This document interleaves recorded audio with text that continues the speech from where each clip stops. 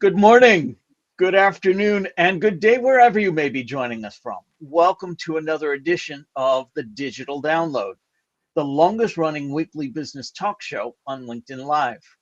Now globally syndicated on TuneIn Radio through IBGR, the world's #1 business talk, news, and strategy radio network. Today, we're talking about how to inspire the side hustle generation. In a first for us, we have two special guests, Rupi Drew and Bill Muirhead, both from the Peter Jones Foundation, a UK-based charity that promotes entrepreneurship for young people. And they're going to help us with the discussion. Bill and Rupi are deeply involved in the development of programs that empower young people to embrace entrepreneurial thinking. But before we bring them on, let's go around the set and introduce everyone. And while we're doing that, why don't you in the audience reach out to a friend, ping them, and have them join us. We strive to make the digital download an interactive experience. Audience participation is highly encouraged. And with that, Tim, would you kick us off, please? Thank you, Rob. Yes, welcome everybody. My name's Tim Hughes. I'm the CEO and co-founder of DLA Ignite, and I'm famous for writing the book Social Selling Techniques to Influence Buyers and Changemakers. Excellent. Thank you very much. Adam, good to see you again. Welcome. Thank you very much indeed. Hi, everybody. I'm Adam Gray. I'm Tim's business partner and co-founder of DLA Ignite. I'm famous for writing the book Brilliant Social Media, or I was. It's a long time ago now. And I've also written a book with Tim. And it's great to be here. And this is a truly exciting subject, I think, isn't it? Absolutely. I am too. Yes. Thank you. And myself, I am Rob Durant. I am the founder of Flywheel Results, a proud DLA Ignite partner. And I too have written a book. I have written the Social Enablement Blueprint. Stop pitching and start selling. Thank you, Tim.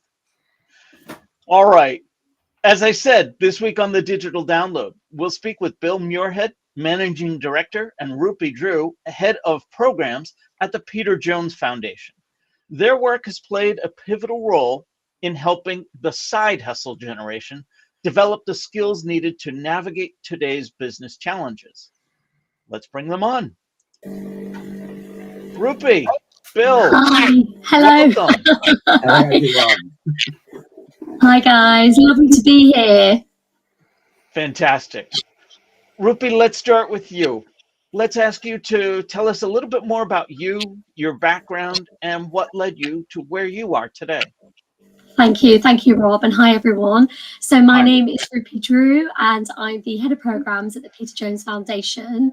I guess I'm working in the role that I'm working because I'm really passionate about enterprise entrepreneurship in young people. I've been with the Peter Jones Foundation team for coming up to 2 years. And prior to that, I was working within a Peter Jones Enterprise Academy over at Leicester College in the East Midlands. And it was all about empowering young people to, I guess, be more in control of their futures and not feeling that the only options available to them would be working for somebody else or just going to university and not thinking beyond that. So it's kind of, wanting to empower them to think of coming up with their own sort of business idea and seeing that as a viable future for them. I've worked within social enterprise as well. So I think definitely my values are very sort of community-based, very sort of helping people. And that's what I love to do. Fantastic. I can tell this is going to be a great conversation. I'm looking forward to it. Thank you. And Bill, same question. Please tell us a little bit more about you, your background, and what led you to where you are today. Thanks, Rob. Hello, everybody. I'm managing director, as you said, at the Peter Jones Foundation. I've been there 7 years, 4 as MD, and I joined having worked at Coca-Cola for 10 years. And my role at Coke was part of their sort of corporate social responsibility, running community and education programs. So I've been involved in that space between business and education actually probably about 20 years, and it's something that I'm really passionate about. I think that passion for me started a little bit before Coke, in my late 20s, when I worked in the welfare to work sector. And I ran a centre in Brixton in London. And that was quite a tough area at the time. And the centre had about 150 unemployed people on our books who would face various challenges. And in that role, I really saw right up front people who were kind of falling through the cracks of the education system, who weren't, who were maybe being failed a little bit by education. And I began to get really sort of passionate about how can we address that? How can we solve that? Where does that kind of failure start? And it's a complex question to answer. It's not all about what happens in schools, of course, but that was really the start of my journey in terms of supporting eventually young people, which is what the Peter Jones Foundation does. So I haven't written a book, I'm not famous at all, but we're very fortunate to have quite a well-known founder, Peter Jones, who many listeners will know. And he shares that passion, thankfully, for us. And I've done lots of other bits around the edges. Been a little bit entrepreneurial in my time as well, but that will probably do as a bit of an introduction. Excellent. Thank you. Bill, I heard you say I haven't written a book. What we like to say here is I haven't written a book Yet. There's an awesome story in there, no doubt. So hopefully we'll get to read that one day. All right. Brilliant. This, as I mentioned, is the first time we've had two guests. So I want you to decide amongst yourselves how to go about answering questions. And please, this is designed to be your typical water cooler talk. So jump in anytime, anywhere. I am going to start with the foundational question. Either of you are welcome to take it on. How are traditional education programs adapting to today's fast-paced, tech-driven economy? Oh, that's so good. Yeah, you can take that one, Bill. I'll defer to you. Well, look, if I'm honest about it, as a foundation, we feel, and I'm talking about the UK here, right? We're a UK-based charity. Things, I'm sure, are very different in different geographies. But here in the UK, we as a foundation would say that schools systemically aren't doing enough to prepare young people for this new world, and really to help them develop core essential skills in a more broad sense. Around about there was a survey that was carried out by the Prince's Trust recently that identified that over half of young people have never been taught about a new business, but at the same time how to set up and run a business. But at the same time, we're seeing a dramatic rise in side hustles, 32% increase in side hustles in the next 10 years. And a lot of that is being driven by tech and the opportunities that new technologies give for young people to set up businesses more easily.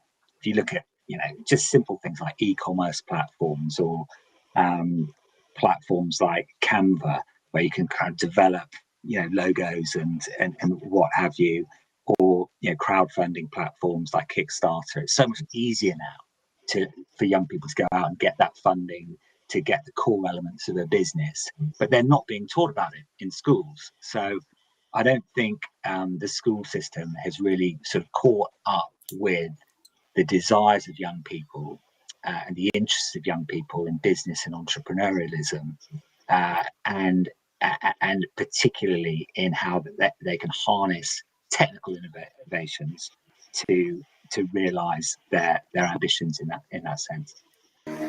Can I add to that, Bill? I think also there is obviously there's a real lack of funding as well. So whilst we've got massive technological advances, I mean, even if you were to look at just having iPads, every classroom and all students really should have access to all sort of tech, all types of technology. But there is a lack of funding, which means that you know, you can only do the best you can with what you have. And even just simple things like having, you know, access to laptops and things, you know, there's a lot of sort of, you know, digital poverty. So I think that, you know, let's definitely not do a disservice to schools. They do the best that they can with what they have, but it's a question of kind of upskilling teachers so they do have the latest tech, you know, AR, VR, AI and all that sort of stuff, that they can, you know, empower young people to really harness that and, you know, to help them kind of along the way. I mean, obviously, you know, at home, kids might have access to all sorts of tech, you know, with their mums and dads, but, you know, when they're in school, sometimes it's quite a different sort of thing. So I think that there is just a real lack of funding as well in that space. Yeah, I mean, Rupi's absolutely right, and I totally echo what she's saying. It's not, you know, it's not about being critical of teachers at all. It's more, and I think teachers would agree, the rigidity of the system and the lack of funding, as Rupi says, that can really create barriers to helping young people to develop. And certainly that digital poverty is something that was highlighted during the pandemic, and we as a charity worked with organizations to kind of help address that and get devices out to young people who didn't have them. But yeah, it's something that could be done better. Although I assume that there is also an element of the curriculum and the way things are taught is quite rigid and structured. You know, my son has left school now, but when he was at school, he did business studies, and he was taught business studies from a textbook. You know, and the textbook didn't reflect the way that businesses now operate, and it was taught by somebody who was a lifelong educator rather than an entrepreneur and a business leader. So I guess that there's also a bit of a disconnect there, isn't there, in terms of yes, there is digital poverty. And in fact, another friend of the show who's been on as a guest is a digital inclusion officer for one of the councils in the UK. And actually, you know, one of the things that she flagged was this huge poverty. And you said, Rupi, about mums and dads at home maybe potentially having the tech. And actually, there's an issue that in some houses, they simply don't have tech at all. So kids don't get any access to that and the launch pad for that. And it causes all sorts of issues outside of business as well.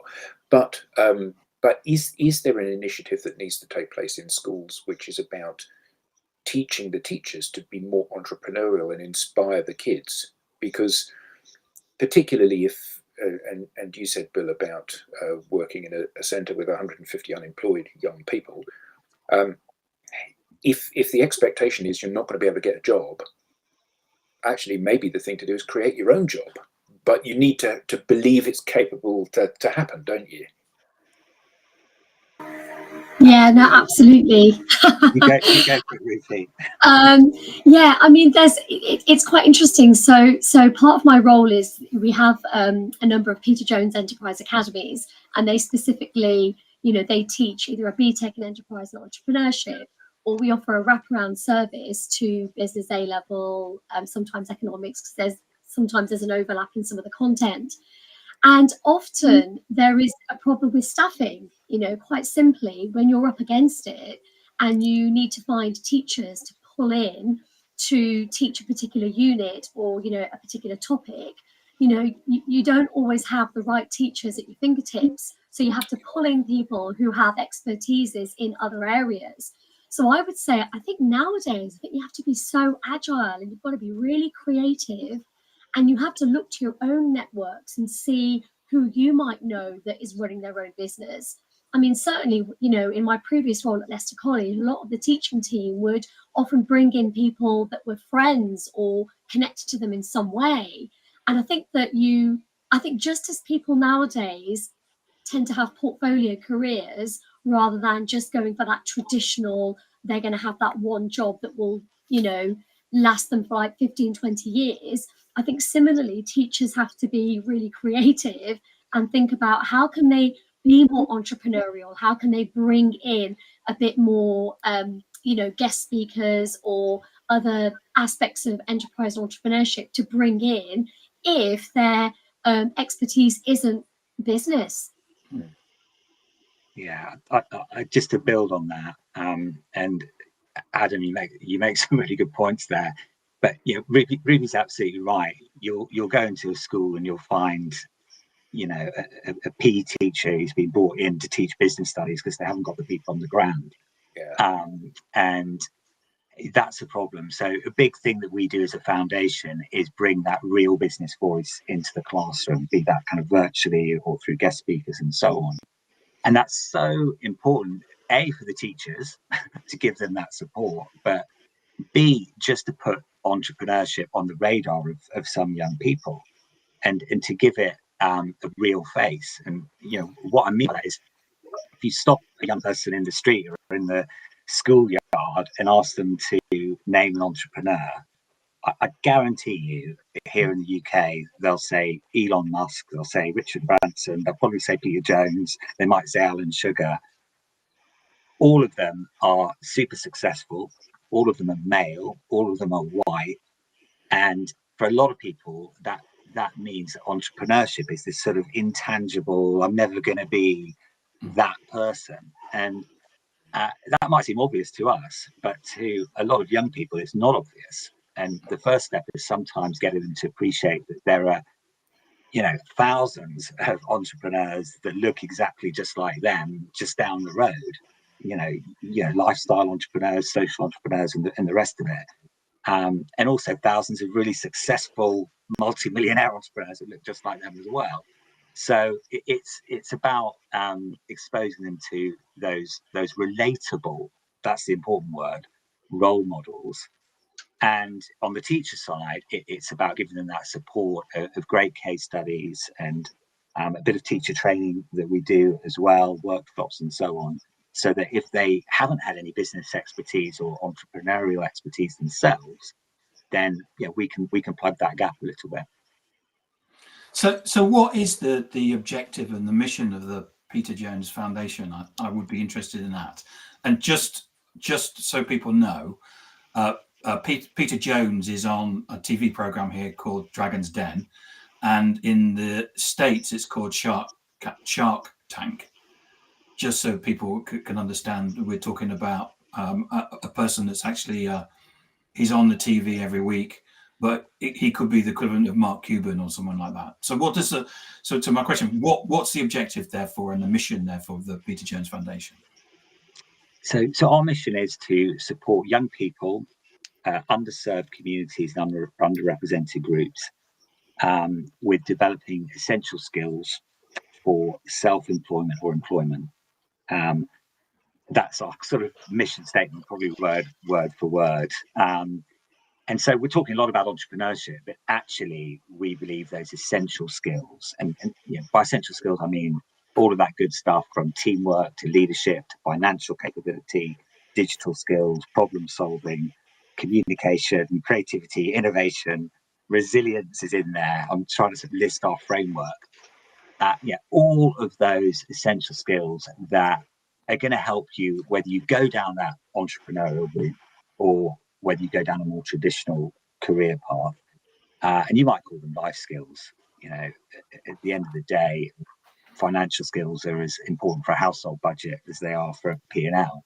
So that's what we're about at a very sort of core level. But we do that through programs that give young people the opportunity of setting up and running a business in school, as well as in some sort of settings outside of mainstream education. Have you got any examples of businesses that your pupils have set up? Oh, we've got loads. I'll let Rupi take that one. Go on, Rupi. Just give us a couple. Okay, so we have two competitions that are part of our programs. One is our flagship competition, which is National Entrepreneur of the Year. It's obviously a yearly competition where our kind of top entrepreneurs get a chance to pitch their business idea directly to Peter Jones. So we're just coming up to announcing the finalists of this year's competition. So I can't let you know who those people are. But certainly for last year, we had a range of business ideas. One was, the winner was, she was a fashion designer and she made she upcycled clothing and made them into really beautiful clothes. And it was all about kind of sustainable fashion. And so she wanted to buck the trend with kind of fast fashion. And it was kind of a luxury, slow fashion brand. And she'd made really beautiful clothes out of denim, out of curtains. So she won £5,000 of investment for her business. And some of that money was put towards creating a sort of a 20-piece capsule collection for her business. And then we had another student who had a great idea, which was all about kind of mountain biking. And he was a keen mountain biker himself, and he wanted to kind of create a sort of a mountain biking community. And he sort of devised an app, and there was like a reward system. He had his own clothing. So every time somebody bought his clothing, they'd be given points, and those points could be put towards something, and there'd be a leaderboard, and it was all part of this app. And then the other two finalists were, one was gender neutral baby clothing. So typically when you have baby clothes, I didn't know that this was a thing, but it was, I think it's called sort of a Spanish baby clothing, which is all your typical kind of ruffles and frills on baby clothes. And she wanted to go into kind of the gender neutral market with that. And she actually wanted to become the UK's first wholesaler in gender neutral clothing. So quite ambitious, but she identified that there was a market for that. Yeah. And she herself was, you know, a young mum of, I think, three very young children. So it was kind of tried and tested. And then another business idea was kind of making candles, but in the shape and form of desserts. So when she pitched to Peter, Peter sort of came up with the idea that, you know, she could have some sort of a dinner party, you know, where she would sell her candles and they would all mimic, you know, desserts and things, a bit like a Mad Hatter's tea party sort of thing. So that's kind of our National Entrepreneur of the Year. And then we also have our Tycoon Enterprise competition, which has its own finalists. And I think we have quite a few service-based ideas as well there, fixing and upcycling computers and then leasing them out to the local community, creating clubs for the elderly, after-school clubs. So ideas that kind of bring people together. So it's a real mix, isn't it, Bill? It's a real mix, and we could take up the whole call because we really love our beneficiaries. Nothing we like more than telling sort of beneficiary stories. I've got to throw one into the mix, and then maybe a couple of reflections on what Rupi was saying. But the one I wanted to share was actually in the summer holidays. Me and my son went karting. I don't know if any of the audience have been karting, but I'd never done it before. I loved it. We had a great time, and there was a little camera on the helmet as we went around this karting track, and at the end there was a QR code you could download a film. Downloaded the film, and I was really chuffed to see that it was from a company called Viewpoint Videos. And Viewpoint Videos was set up by a guy called David Humpston, who 10 years ago went through our Peter Jones Enterprise Academy program and pitched that idea to Peter Jones, and got a £5,000 contribution. Wow. Yeah. And I always say contribution rather than investment, because there's no equity in it. It's just, here's £5,000. We love the idea. Go for it. And you'll speak to David. He's a lovely guy, and he'll pinpoint that moment as being quite pivotal in his journey. And that business is now valued at 10 million, and he's one of our success stories, obviously.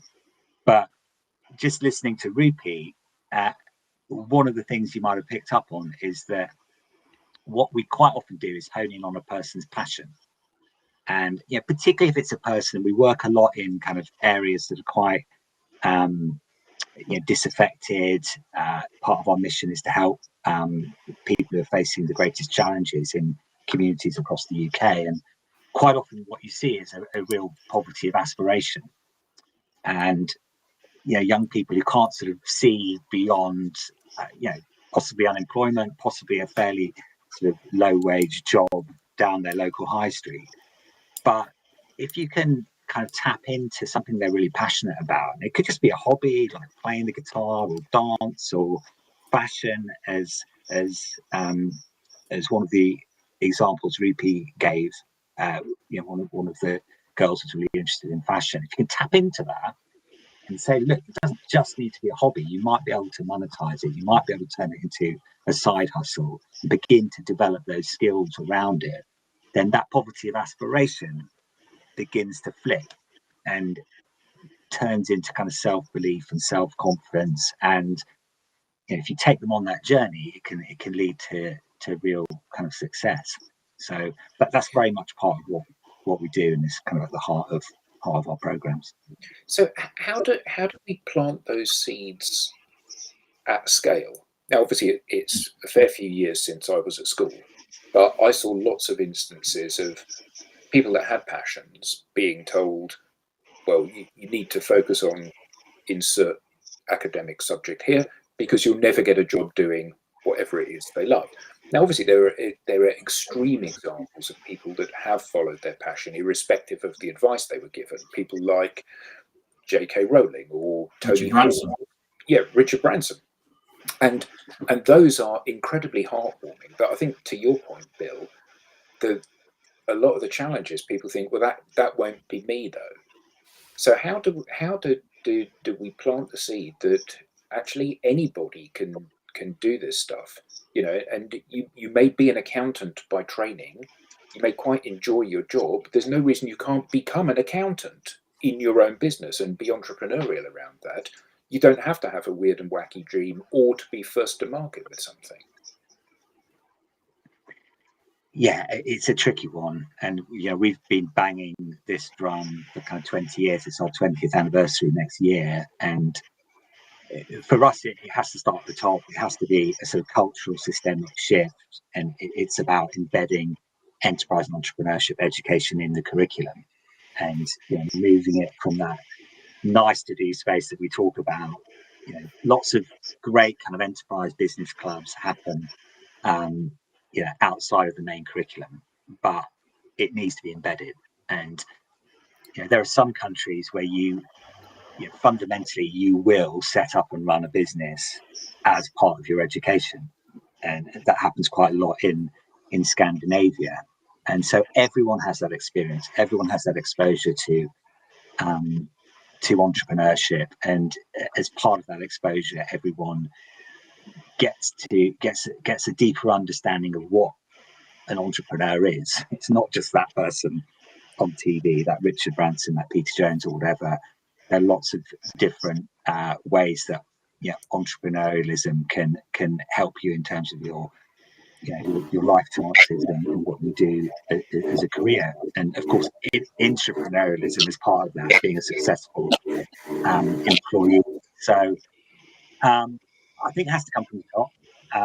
It has to come with funding, and I don't think it's easy, because unless you choose business studies as an option, then you can easily go through your whole kind of school career without getting too much exposure to these sorts of things, without it being given due consideration as a career path. Yeah, well, I know when I started my first business 20-something years ago, I took a redundancy package from the company that I was at because I had a new child. And then 6 months later, I had no money left, and I thought, well, I need to do something. So I thought, I'll start my own business. And it's like in those days, there was no resource to go and find out actually what do I need to do? Well, here's a list of accountants, go and choose one. Well, actually, that's of no help to me. I don't know what I'm choosing. And there was no kind of start your business 101 type resource out there. And I guess that even today, people are largely in the same space. If you're at school, as you said, Bill, if you're at school and you take a business studies course, you have some grounding in the basic dynamics of what a business is. If you've been employed and you've been a PAYE, and then you've left because you want to, or your circumstances change, or whatever it may be, and you decide that you need to set up on your own, what happens first? Where do you go? Where do you learn this basic stuff that because you're with it all day, and we know because we're with it all day, but that doesn't mean anyone else knows. I totally agree. And the two things I'd add to that are, there's a shocking number of young people living in poverty in the UK. I think it's something like 4.3 million, 30% of children are living in poverty. And entrepreneurship is a way out of that for some. There's no doubt about it in my mind. If you can give them the skill set and the toolkit, some of those children might think, I'm never going to get a good job, but some of them might think, actually, I could be a great entrepreneur. If you can break down those barriers and provide some stepping stones. So I think it's much needed. And then on the other side of the equation, entrepreneurship is really at the heart of wealth creation and job creation. I think, around about 78,000 jobs here in the UK are created by new businesses. So it's important, sort of, whether you look at it, whatever angle you look at it from, and it definitely needs to be addressed. So we're here to inspire the side hustle generation. What role does failure play in developing entrepreneurial skills? That's a I'll give you a break, Bill. So Peter Jones, his mantra is, it's not failure, it's feedback. And he himself, over the course of his career, he's had some bumps along the way, and that's definitely one thing that we absolutely relay and convey to students. I was at a school a couple of days ago, and we sort of we have these things called flash challenges, which are sort of bite-sized competitions that we develop with entrepreneurs, other organizations, and where students have to kind of do a bit of brainstorming and problem solving. So for the first one for this term, it's about them building a personal brand. So they have to look at the skills that they've got, the skills that they want to gain, how they're going to go about gaining those skills, and to kind of put together a short sort of 30 to 60 second elevator pitch. But part of that, I sort of said to them, is that you need to come up with your mantra that kind of underpins where you are right now and what you believe in. And I sort of said that, Peter Jones believes that it's not failure, it is feedback. And it's about having that resilience and, knowing when to give up on something if it really isn't going to work, but then also being really contrary and saying, you know what, I don't care, I'm going to just give it everything I've got and keep going with it. So it's definitely something we believe. Sometimes it's easier said than done, because when something doesn't work out, it hurts and it hits you hard, and you have to find the strength and kind of pick yourself up and dust yourself down. But yeah, it's something that we really do get that message out to any young person that is on any of our programs, that it's just feedback. Keep going. It's not about failing. I guess, look, it's semantics, isn't it? It's kind of how you position it. It's whatever works for you, but it is about, you've got to keep going. It's absolutely about semantics. I know myself, right out of college, I tried my hand at running a venture. And what I'd like to tell people about that time is, yes, I ran a small business into the ground. So,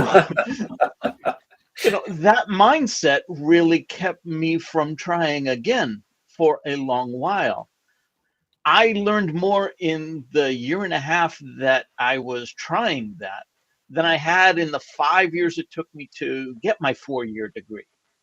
But with the right mindset, had I looked at it as feedback, I think it would have been a very different approach going forward. We do have a question from the audience. I want to bring this on screen and share. Andrew Slesser asks, is the biggest fundamental change needed to be the mindset in how the education system works and is funded? The opportunities to learn these skills need to be available to all areas within the country to allow us to find the next Peter Jones, Richard Branson, etc. So the short answer from me is yes. I think that's a really good way of phrasing it. It is a mindset, and I don't want to make out that there are some amazing schools out there, right, who are doing this really, really well and have managed to embed enterprise education and nurture, an entrepreneurial mindset and the rest of it. So there are definitely great examples. So it's not a question of it can't be done. It's just it's not. It is a systemic thing, and I think it is a mindset in terms of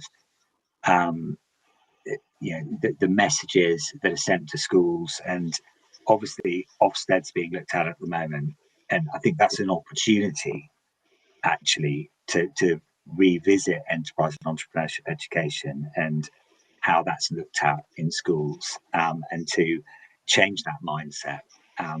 And I think the new government here in the UK is also putting a greater emphasis back on project-based learning, which is something that we champion as a charity, that kind of learning by doing, if you like.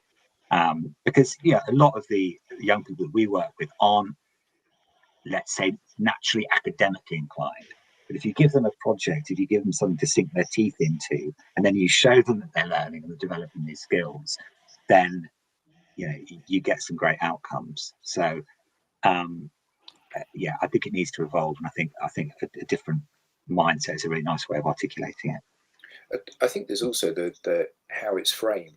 So we went through a phase a few years ago where nobody was allowed to fail, nobody was allowed to lose, and I think that there's a big difference between you failed, then you are a failure, or you lost, you are a loser.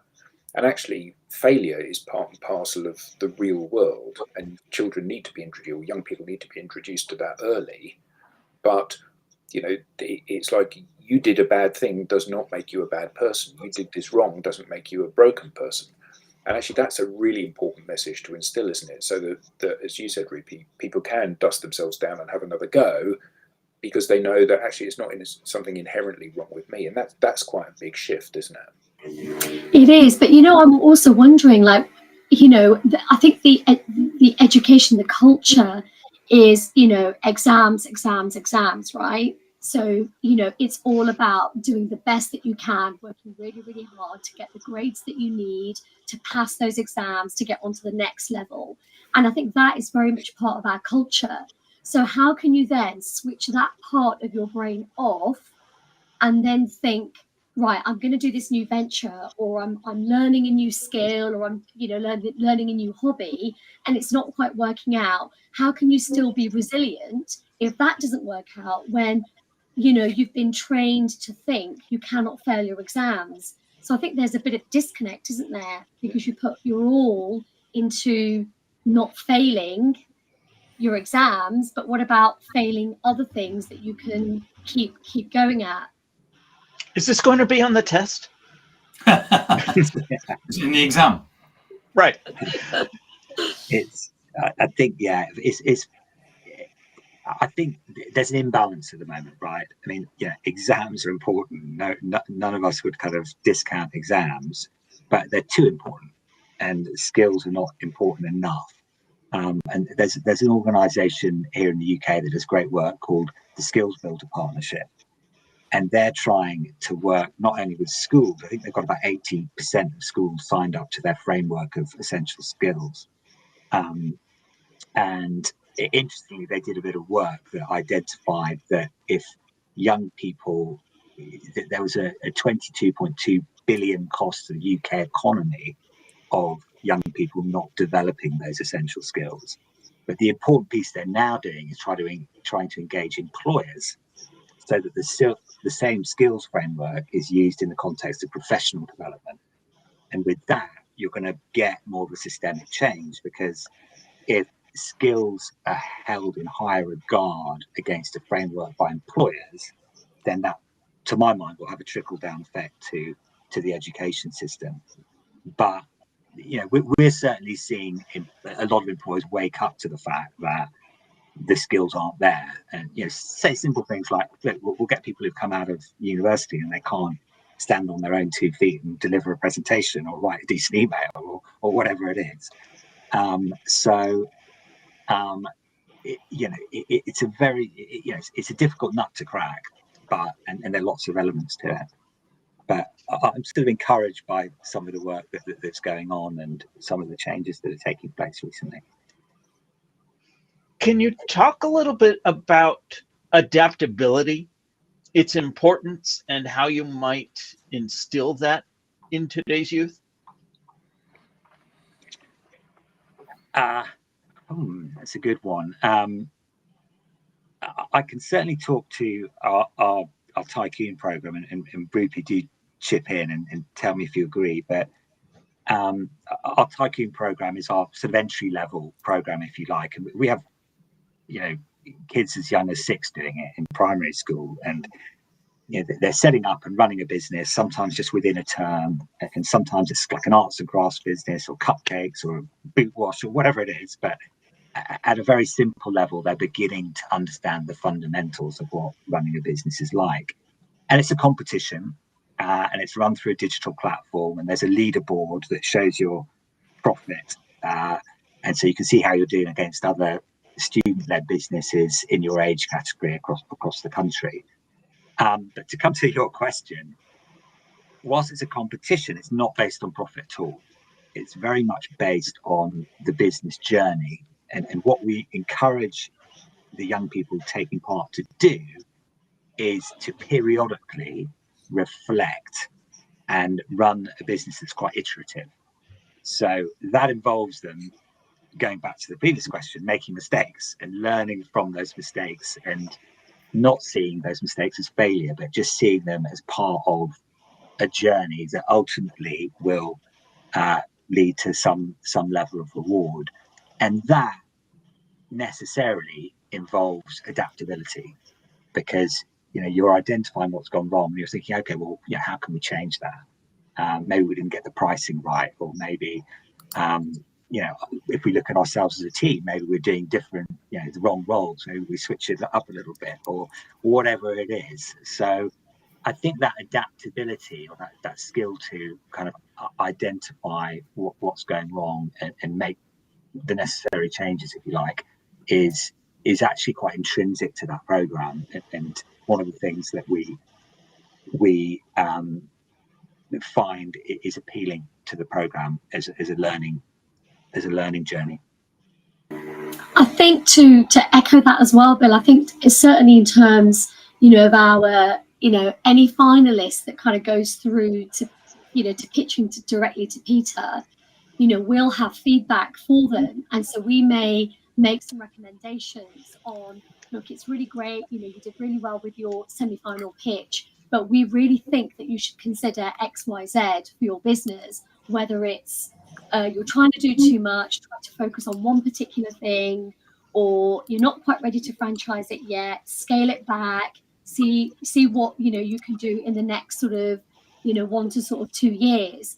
So I think that when you're working with young people, you know, they can be really possessive and really passionate and quite stubborn with their vision and their idea. You don't want to take that away from them, but they also have to consider that there might be other feedback might help them to improve their ideas or to refine it, and so that when they are presenting to, you know, the ultimate dragon, you know, they're in with the best possible chance. So, you know, sometimes, you know, students find it quite hard to take on that feedback because they really don't, they want to protect and preserve whatever idea they pitch to us. But, you know, there is definitely that adaptability where they've kind of got to let go of what they've been thinking is a really great aspect of their business, but actually we think that's not really going to fly. It's not really going to work. It's not viable. It's not feasible. So yeah, you know, it can kind of manifest that way as well. We have another question from the audience. I'm going to read it, and then I'm going to paraphrase what I think is being asked. Bruce St. Clair asks, completely understand that you're not psychologists. I'm hearing some messaging pertaining to codependent thinking. Can you address this when it comes to having a genuine interest in starting your own business with that insecurity? And me paraphrasing is, how can I start a business if everyone else is telling me you shouldn't start a business? Oh, I'm thinking. Do you want to take that one, Rupi? I'm thinking about it. Yeah, no, absolutely. Well, I mean, there's two ways to kind of approach it, right? The first is the real practical, what work have you done that makes you think that your business idea is viable and it's feasible, right? Have you done, any market research? Have you tested your product or your service? Have you had any feedback? Or is it just something that you have just been dreaming of since you were really young, and as you've gotten older, it's just never left the back of your mind, and you just really want to do it, but whoever you speak to says, I really don't think that's going to work, right? So you could just go for it, but that doesn't mean to say that you could potentially lose all your savings by investing it into it. Start small and start, maybe look at the first phase as a bit of testing, a bit of market research, and at least that way you're still doing it, even though people perhaps are saying that you shouldn't. I mean, I don't know, if you have set up your business and you want to keep it going despite perhaps the odds are stacked against you, then that's, maybe something a bit different. But, it kind of depends what it is. Yeah, I'm sort of trying to think of the typical barriers. Sometimes it's I can't do it. That's too scary for me. I haven't got the skills. Sometimes it's I've got the skills, but my parents don't want me to do it. They want me to go down the more traditional route. Sometimes it's I want to do it, but I don't know where to start. All of those things for me have answers and solutions to. If it's the can't do, then that is going back to what we were saying earlier. It's about kind of instilling that self-belief, and that can be through mentoring or providing role models, or just as Rupi was saying, start small, start with a little side hustle, see how it goes, get a bit of confidence, and so on. And that side hustle approach can sometimes be a way of softening any kind of parental resistance as well. If it's like, look, this isn't going to derail my studies, it's just on the side, let's see how it goes, sort of thing. So I think it's kind of different approaches for different circumstances, but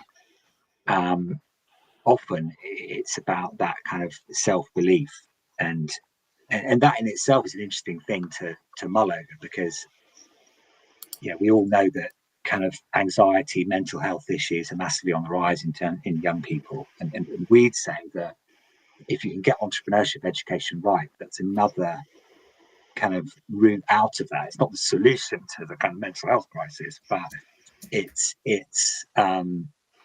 potentially part of the solution, because if you can give a young person who's feeling a bit sort of down and anxious and is in a bad place something to kind of believe in, and something to invest in, and hopefully something that begins to get successful and give them that confidence and self-esteem, it can be a really powerful thing. To those of us on the panel and those of us in the audience who might not be considered youth, where can we start? How can we inspire the side hustle generation? What is one thing that you could suggest any one of us do to start that process?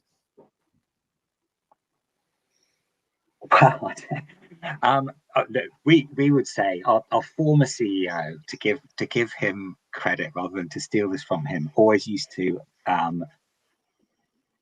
draw a parallel between essential skills and health. No one's going to argue that you should have a healthy diet, that you should take exercise, that you should look after your body, etc., etc. And he used to say that you should think about skills in a similar way. You should always be looking to develop your skills, to become a better communicator, to become a better leader, to become better at digital skills, or to keep abreast of technological advances.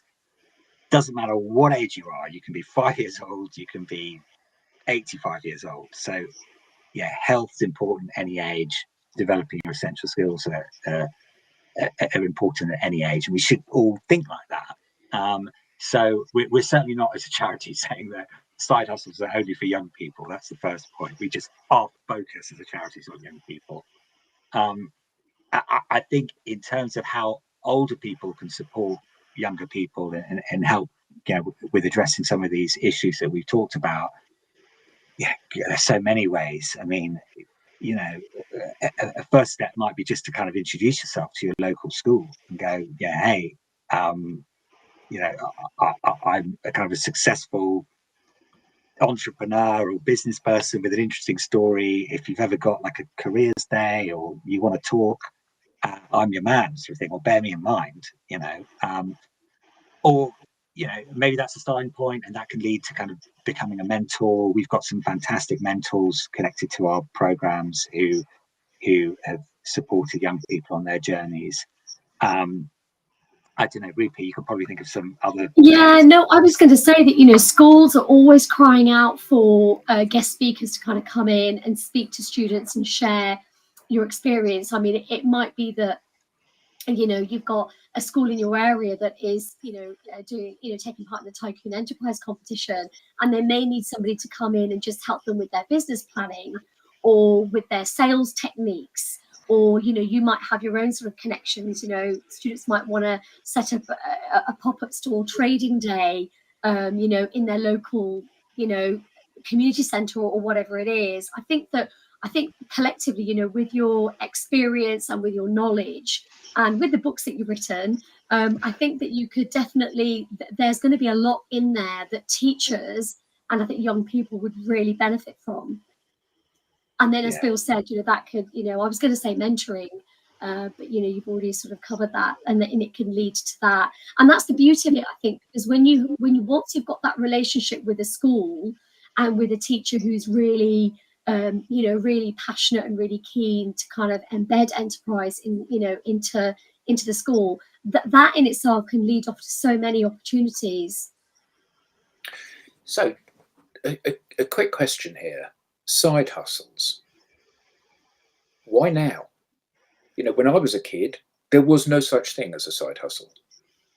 Well, not in the way that there is now, where everybody's got some kind of side hustle going on now. So why now? Why is it A, acceptable, and B, fashionable or even glamorous to do something away from your career? Well, my answer, I mean, I think that the side hustle thing was massively sort of accentuated by the pandemic, but I think my main answer would be technology has just made it a lot easier to set up a side hustle and do some e-commerce on the side, or set up your own website in your free time. And I think really technology's been the big enabler in terms of people setting up side hustles. I think there's probably been a bit of a cultural shift as well, and maybe it's slightly being driven by young people as well, as Rupi said earlier, that sort of interest in portfolio careers and looking at YouTubers and influencers and the rest of it who are earning a tidy sum by just doing something on the side. So that's what young people are seeing a lot of, and it's saying, "Oh, look, I don't need to have all of my eggs in one basket. I can have several baskets." And we think that's a really healthy progression, by the way. We think, you don't want anyone getting made redundant and having no income. So if you've got several incomes, it's a safer place to be. Rupi, and I don't know, Bill, what do you guys think? That might not be the right answer. I think nowadays portfolio careers are going to be the way forward. And I think that's also because quite often it's not just technology. Well, technology, being a musician, for example, what the advice now about being a musician is that you're a musician and you're something else, because you're not able to make the money that maybe that you were able to do in the past. And so I think sometimes also there's through necessary you're actually going to require to do a couple of jobs. Rob, do you want to pick up LinkedIn users comment before you do the wrap up? Sure. A LinkedIn user says, I found my first gig in college by cold calling service organizations, asked about their pain points, and offered my help as a learning opportunity to help their business. Excellent. Yeah, great. Rupi, Bill, This has been great.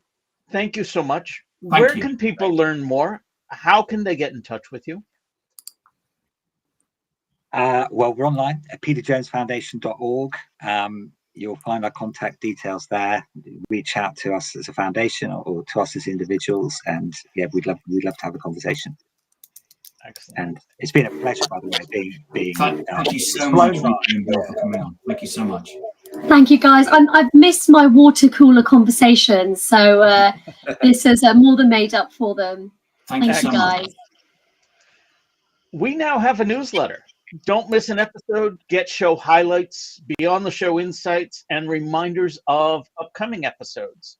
You can scan the QR code on screen or visit us at digitaldownload.live/newsletter.